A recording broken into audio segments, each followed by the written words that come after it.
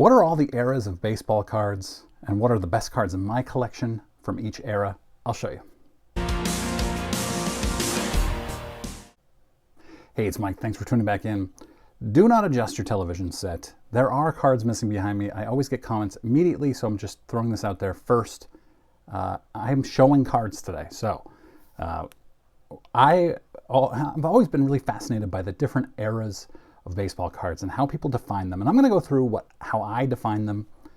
None of these things are perfect. You're never going to get 100% agreement on these. So I'll just explain to you how I define each era and what my best cards are from each era. The first one, and I'm curious for your thoughts on each era. Let me know in comments.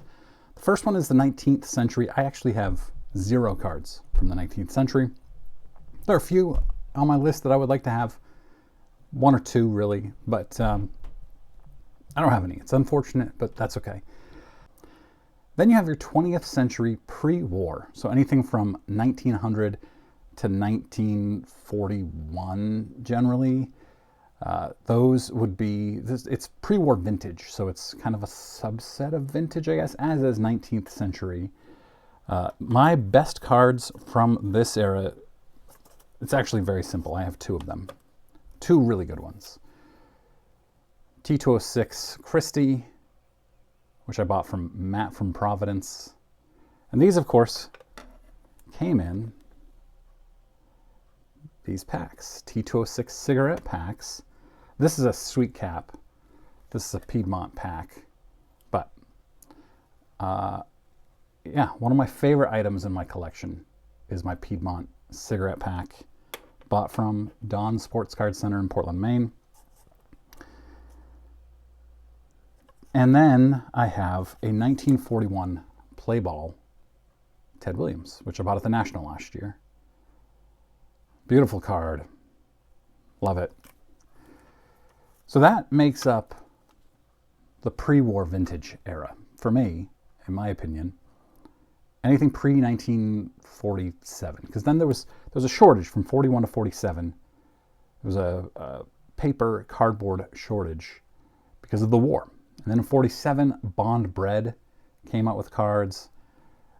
48, you have Bowman Leaf. 49, you have Leaf. The real 49. The real Leaf was 49. That's post-war vintage. So what we would just call vintage, but it's post-war vintage, from 47 to 1980. The best cards in my collection: Yaz rookie autographed from 1960. 1956 Topps Sandy Koufax autographed. These are in no particular order. Another Ted Williams, 49 Leaf. Ted Williams, one of the best looking cards in the industry. 53 Topps Satchel Paige, purchased from Mike Moynihan and Chris Sewell from the Grail collection. 59 Menko Sadaharu O rookie card.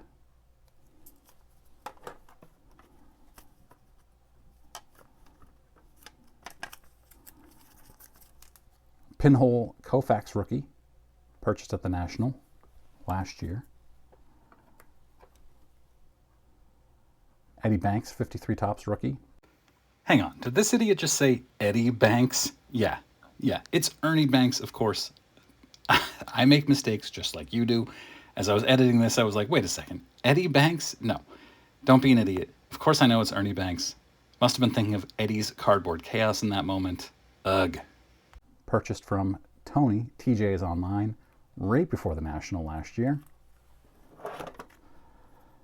Those are my favorite post-war vintage cards. And then you get into the junk wax era. The junk wax era, so in 1980, vintage ends, in my opinion. This is the last year of post-war vintage because after 1980, you've got the introduction of Donruss and Fleer.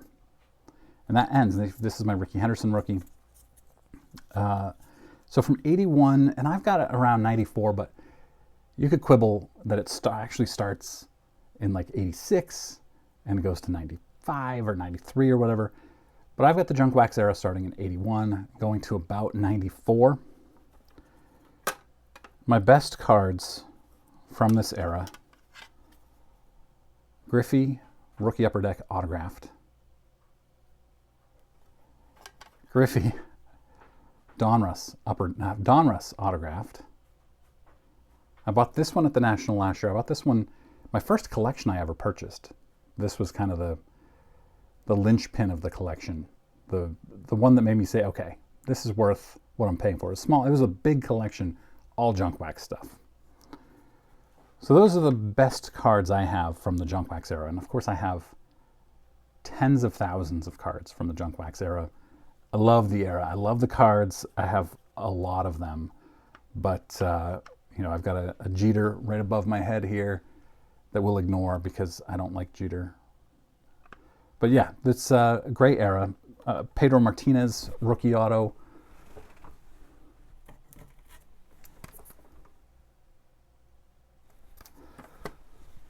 And I forgot to mention this for vintage. I bought this Nolan Ryan rookie in a CGC slab, cracked it, sent it to Nolan Ryan, sent it to Jerry Koosman. They both autographed it. Then I got it authenticated by PSA. Quite thrilled with that. Let me make sure I don't have anything else I'm missing for baseball.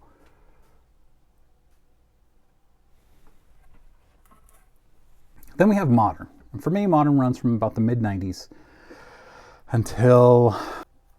probably until about 2015. And then somewhere around 2015, 2016, the parallel era started blowing up. It just started exploding, and print runs skyrocketed into the late 20-teens. And so I'm going to say 2015 is where Modern, and we'll get to that in a moment. So for those, I have this, and this isn't one of the best cards, but getting it autographed by all three guys made it one of my favorite cards. And I sent all these off either TTM or to private signings to get these guys to sign it. Mike Trout rookie, maybe the most representative of that era is the Mike Trout rookie. Mookie rookie autographed. And then we get into the Ultramodern era. So around 2016, 2017 or so, right around where this one starts. There's my Aaron Judge rookie. Bought that from PB Collectibles last year, Newport, Rhode Island. Amazing card shop. And then my Shohei rookies.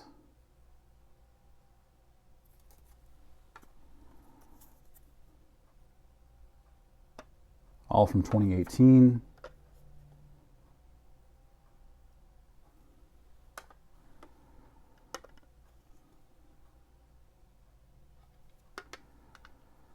This one was a gift from a subscriber long ago. So that's what I've got. Let me know what you think about these eras. If you disagree, if you feel like they are different. The years are a little bit flexible for the most part. Well, in some cases, as I mentioned, I can see slight flexibility in those years, but some of them are pretty tight. I would say the bulk of my money goes to vintage and pre-war vintage. And I buy far more cards from the junk wax era than any other era, because I can buy a lot of them and fill up my collection with junk wax cards in cheap slabs or just raw for next to nothing, which I get a lot of joy from.